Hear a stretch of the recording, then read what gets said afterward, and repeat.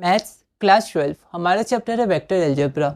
हम सीबीएसई के previous year questions कर रहे हैं और हमारा टॉपिक 6 है scalar product of two vectors.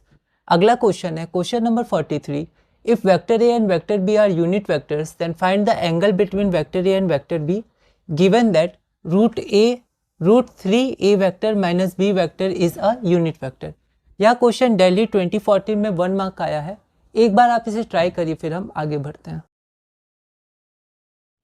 तो गिवन में यहाँ वेक्टर है, वेक्टर बी है और ये यूनिट वेक्टर्स है, तो mod A is equal to mod B बराबर 1 होगा। दोनों का मैग्नीट्यूड 1 है और हमें क्या गिवन है कि ये भी यूनिट वेक्टर है, तो इसका मैग्नीट्यूड 1 होगा। Since √a minus B is a unit vector, तो इसका मैग्नीट्यूड 1 होगा।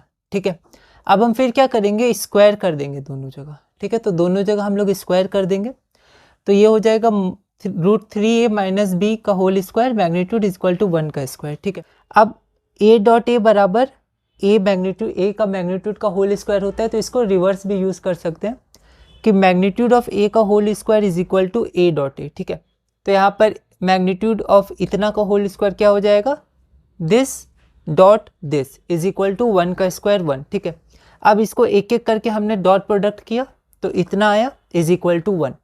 अब a.a क्या होता है, मॉड ए स्क्वायर माइनस, अब a डॉट बी बराबर b डॉट होता है क्योंकि कॉम्यूटेटिव होता है डॉट प्रोडक्ट, तो इसको √3 माइनस 2√3 लिख सकते हैं और यहाँ पर मॉड b का होल स्क्वायर मतलब मैग्नीट्यूड ऑफ b का whole square is equal to 1। ठीक है, अब आप यहाँ देखिए कि यहाँ पर मॉड ए का स्क्वायर, इसका वैल्यू क्या था, मैग्नीट्यूड ऑफ a का 1, तो ये 1 का square 1 minus 2√3। a dot B को हमने एक्सपेंड किया, तो a डॉट बी होता क्या डेफिनेशन से, mod A dot mod B into cos theta, तो यहाँ हमने लिख दिया।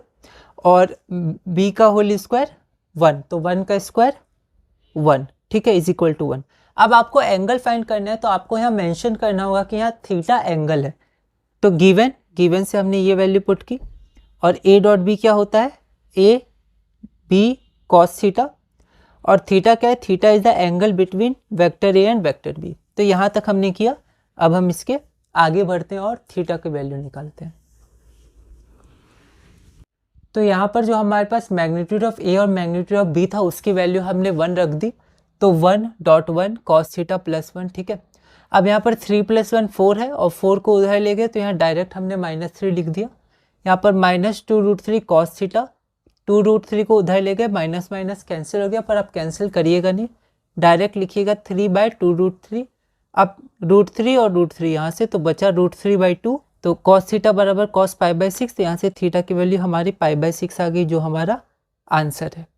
तो एक क्वेश्चन और इस तरह का आया था, एक बार आप उसे ट्राई करिए, फिर हम आगे बढ़ते हैं। तो ये सिमिलर क्वेश्चन है क्वेश्चन नंबर 44। इसमें भी हमें वही करना है, बस यहाँ a + b यूनिट वेक्टर दिया हुआ है, तो आप इसको खुद ट्राई कर लीजिएगा, मैं बस इसका आंसर लिख देता हूँ। तो यहाँ पर थीटा की वैल्यू आपकी 2π/3 आनी चाहिए। ये क्वेश्चन भी दिल्ली 2014 में 1 मार्क का आया था, तो एंगल बिटवीन टू वेक्टर आपके हो जाएंगे 2π/3।